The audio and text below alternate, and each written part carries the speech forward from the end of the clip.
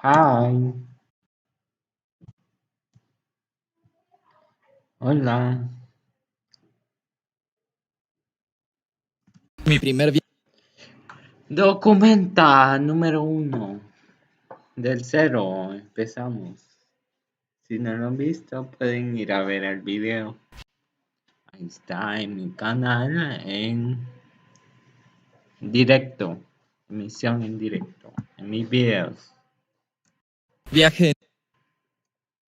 ¿Es más seguro viajar sin autos, sin conductor por las calles? Security of travel to cars is with conductor, with driver for the streets. En un vehículo completamente autónomo. Mira, no hay conductor. Bien. Buenos días, Derek. Este auto es todo tuyo y sin conductor al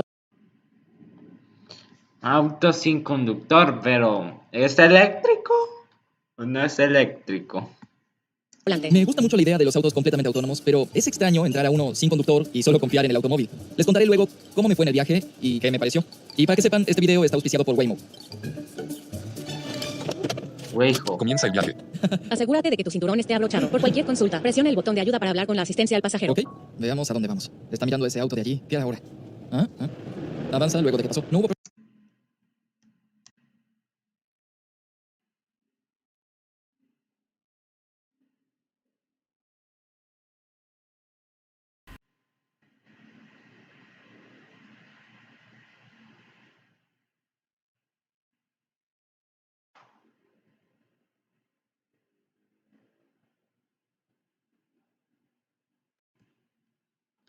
Informe de seguridad de Weijo.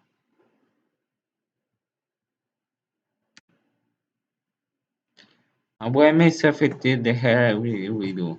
Or I'm a technology allows for like auto driving technology.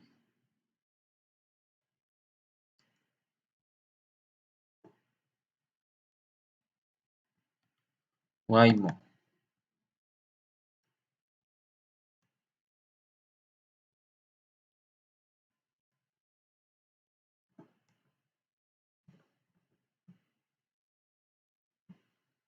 Electronic show here in Las Vegas. I'm going to check out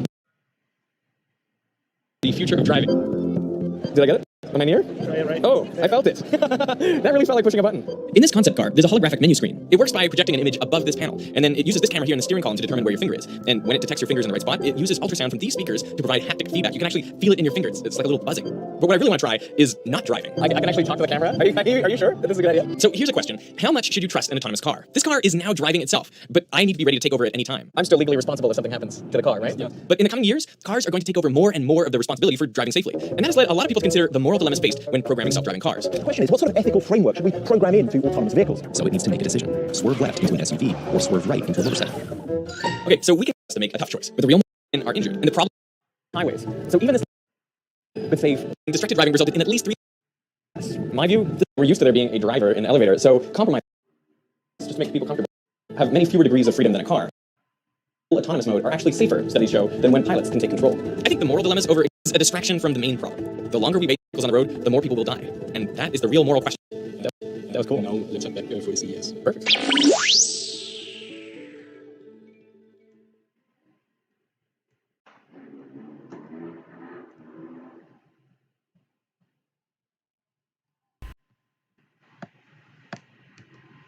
problemas. No se metió en el tráfico. Esperó a que pasaran los autos y luego giró. Me gustó. Hice una encuesta en YouTube sobre vehículos autónomos. La mitad dijo estar entusiasmada y lista para que estén en las calles, pero más del 40% creía que la tecnología estaba todavía a más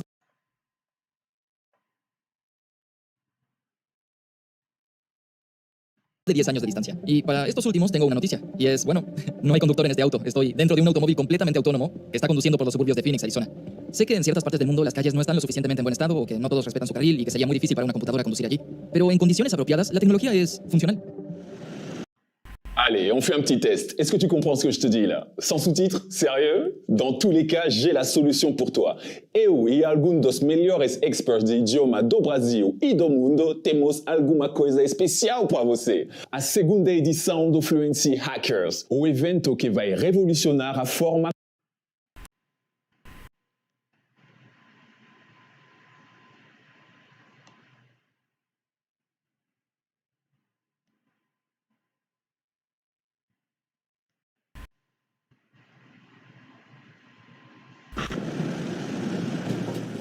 Waymo comenzó como el proyecto de automóviles autónomos de Google, con lo que posiblemente es uno de los automóviles más tiernos jamás creados. Estoy dentro del primer vehículo totalmente autónomo del mundo. En octubre de 2015, este automóvil salió a la vía pública con Steve Mann como pasajero, quien tiene ceguera. Pero este automóvil le permitió movilizarse y es cariñosamente conocido como Firefly. Es un vehículo tan simple que básicamente no hay nada dentro. No hay volante, no hay tablero, es súper básico, no hay ni aire acondicionado. Pero sí hay un botón de detención de emergencia. Es mi botón favorito del vehículo. Me recuerda a los elevadores. Una de las medidas importantes introducidas en los elevadores automáticos fue el gran botón rojo para detenerse. ¿Sabías que antes de la década del 40 casi todos los elevadores tenían conductores? Y cuando comenzaron a utilizarse elevadores sin conductores, la gente estaba muy preocupada, no querían subirse a ellos. Hubo un hombre que dijo, no me importa si tengo que subir 12 pisos por escalera por el resto de mi vida, no subiré al elevador. La adaptación fue lenta, los publicitaron para que sepan que eran seguros. Y finalmente, cuando hubo una huelga de operadores de elevadores en la ciudad de Nueva York, la gente se molestó muchísimo, lo que ayudó a la adopción de los elevadores autónomos. Si encontraras un operador de elevadores hoy en día, te preguntarías, ¿por qué está aquí? Quizás pienses que un elevador es algo muy sencillo, ya que solo tiene un movimiento unidimensional. Pero los aviones también están ampliamente controlados por computadoras. Una vez vi un aterrizaje particular en el que un avión estaba llegando a Viena y había tanta neblina que los pilotos no podían ver casi nada. Esta era la vista desde la cabina. Y aún así realizaron un aterrizaje perfecto, de manual, justo en la pista. Entonces, ¿cómo lo hicieron? La respuesta es que los pilotos no lo hicieron. Fue un procedimiento de autoaterrizaje Cat 3. Esencialmente, el avión se aterrizó a sí mismo. Por supuesto que los pilotos son importantes y que están monitoreando todos los instrumentos y los controles, pero es en verdad el avión y su computadora los que realizan el aterrizaje. Me sorprendió saber que es mucho más probable que los humanos tomen el control manual y hagan el aterrizaje en días soleados, como el 6 de julio de 2013, cuando el vuelo 214 de Aerolíneas Asiana estaba en su tramo final para llegar a San Francisco. Al intentar aterrizar el avión manualmente, el piloto dejó por accidente el acelerador en cero. Cuando se dieron cuenta e intentaron abortar el aterrizaje, era demasiado tarde. El avión se estrelló con el muro que divide la pista de la costa y se partió en dos. 3 personas fallecieron como consecuencia del accidente.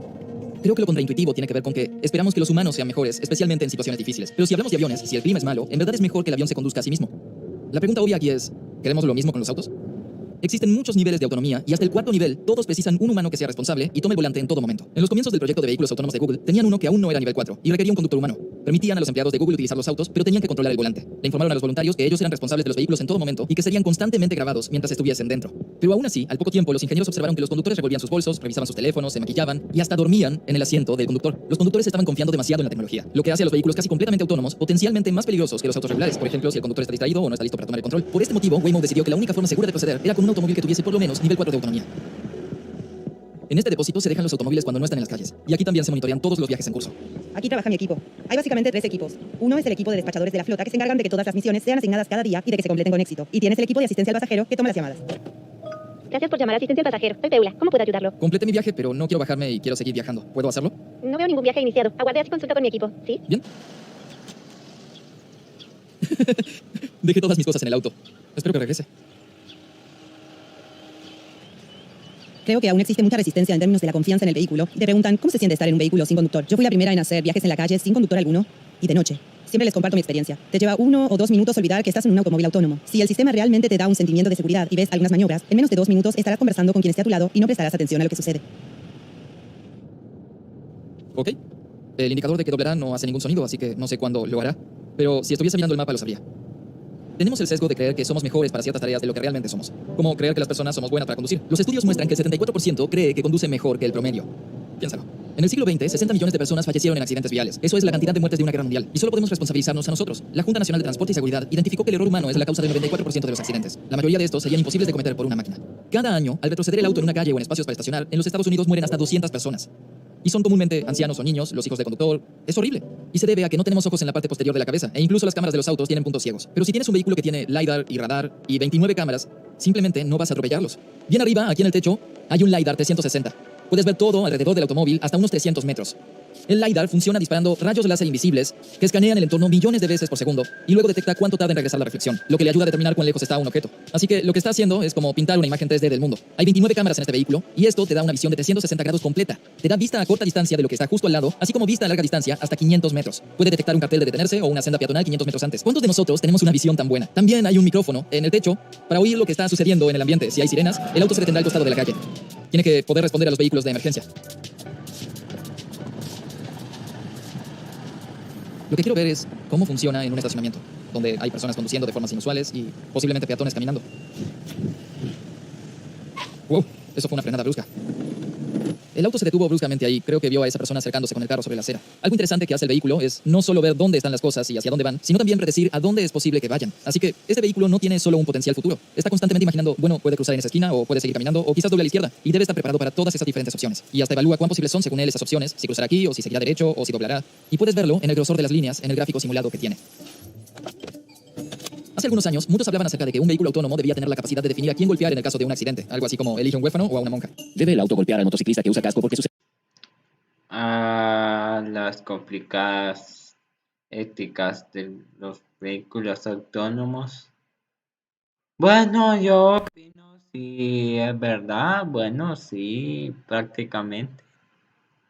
Pero, o sea, todavía el mundo económicamente no creo que esté preparado para asumir autos eléctricos o que se conduzcan solos. Bueno, solos no, con tecnología. Solos no.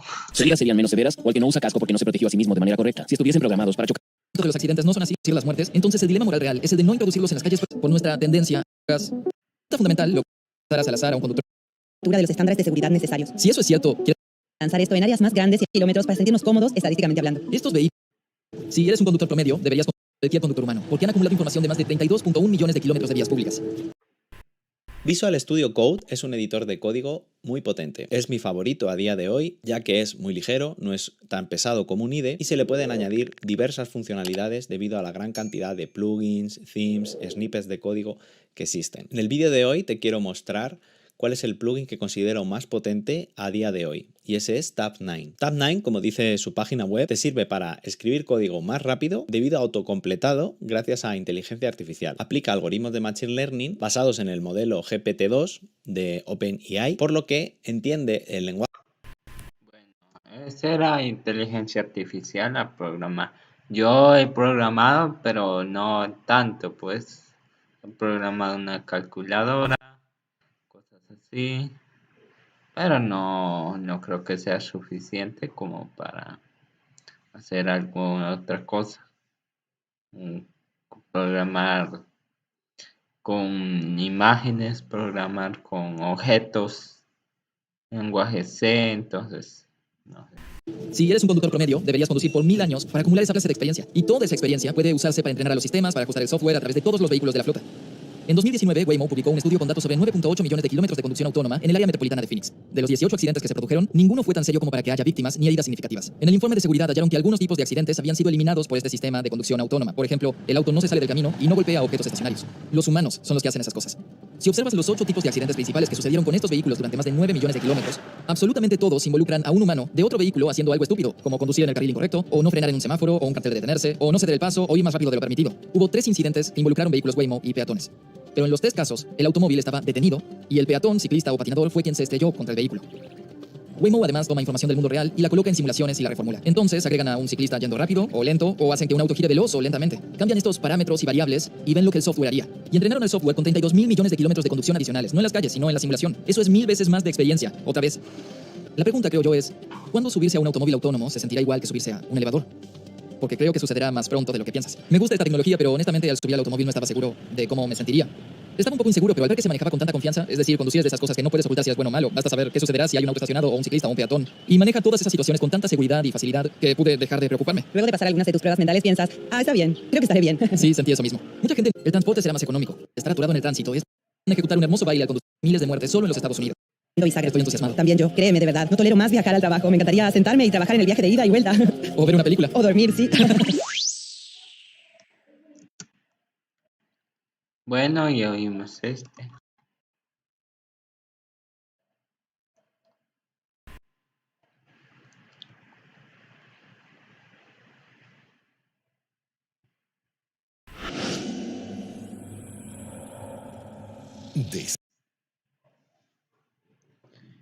Puerto explosión en el puerto de Beirut, 2 días de inundación tras documental. Por el primer continente climáticamente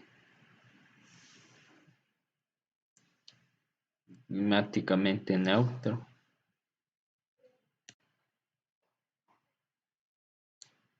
Con Grammarly puedes escribir en inglés rápido y confiadamente. Controla tus correos, documentos y mucho más, sin retrasos.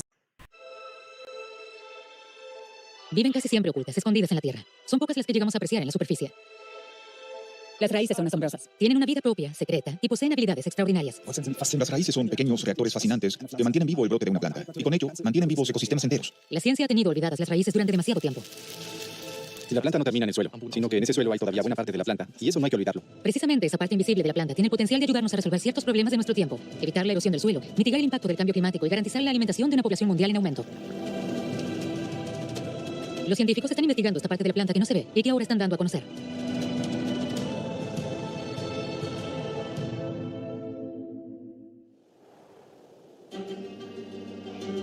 Sin plantas sería todo un páramo. Islandia es un ejemplo extremo. Prácticamente toda la isla se asemeja a un paisaje lunar. El suelo está casi completamente erosionado. Aquí no crece prácticamente nada. Eda Sigurði Oddsdóttir y su equipo del Centro Islandés de Investigación Forestal quieren cambiar esta situación. Cuando Islandia fue poblada hace más de 1000 años, se estima que entre el 25 y el 40% de la isla estaba cubierta de bosques. El uso del suelo, un periodo de frío y el aumento de la actividad volcánica, todo esto provocó que perdiéramos prácticamente la totalidad de nuestros bosques.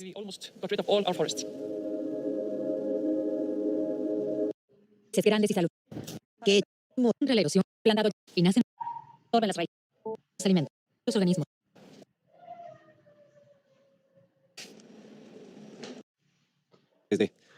La minería hoy no serán las mismas que utilicemos dentro de con 50 años. plantas para obtener germanio están practicando ahora.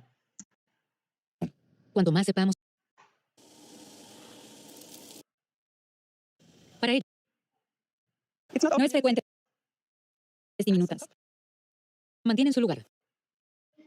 Varios millones de euros. En todos los suelos, en pequeñas cantidades. También en Alemania.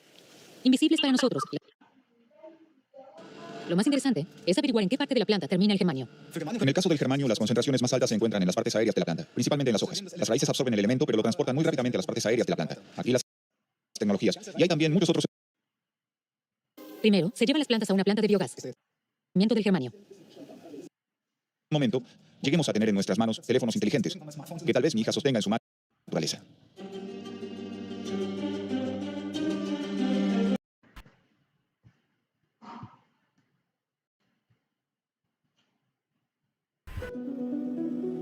Lo extraordinario de la Unión Europea, lo milagroso diría, es que reúne en una institución a 27 Estados miembros que estuvieron más de 1000 años en guerra los unos con los otros. Antes tirábamos a matarnos. Nos hemos traicionado, apuñalado y masacrado. Y desde hace 70 años somos capaces de sentarnos a hablar. El Consejo Europeo es el centro del poder en Bruselas. Arquitectónicamente, el edificio es impresionante. Es una especie de huevo mágico. Nosotros, los periodistas, tratamos de hacer un pequeño agujero en ese huevo y mirar dentro. 27 líderes diferentes. 27 historias diferentes. 27 intereses nacionales diferentes, todos en una misma sala. Cada uno representa a su gobierno electo. Para quienes sugieren que en la Unión Europea no hay democracia, esto es democracia elevada a la máxima potencia, a veces excesiva. Negociamos lo accesorio, pero lo que nos parece esencial es innegociable. Todos los allí sentados, sean países grandes o pequeños, tienen derecho de veto. El problema de la unanimidad es que quienes se comportan mal son recompensados. Una prima para el que secuestre. El Consejo Europeo no es un lugar amable. Son intereses nacionales colisionando brutalmente en una misma sala. Eso es el Consejo Europeo. Es el momento para Europa.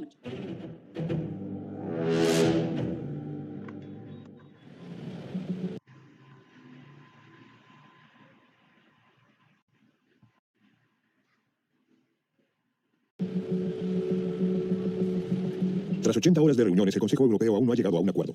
Un país, Polonia, está bloqueando el plan de emisiones cero. Lo tilda de confuso. Esta mañana, Donald Tusk entregará a Charles Michel la famosa campanilla. Unión Europea. Del Este. De todas. Si hace un año me hubiera... Primero es que de transición. Aceptemos el compromiso del canciller. De acuerdo con el texto. La Unión Europea. Shell anunció un acuerdo europeo en el que, sin embargo, falta Polonia. Es un gran resultado para Polonia porque evita tener que asumir el compromiso de la Unión. Se crea una especie de ruptura en una banda elástica. Esa flexibilidad, esa geometría variable con regímenes de excepción es la que salva la unidad. Lograron buenos titulares al día siguiente, pero a largo plazo queda mucho trabajo por hacer. No nos...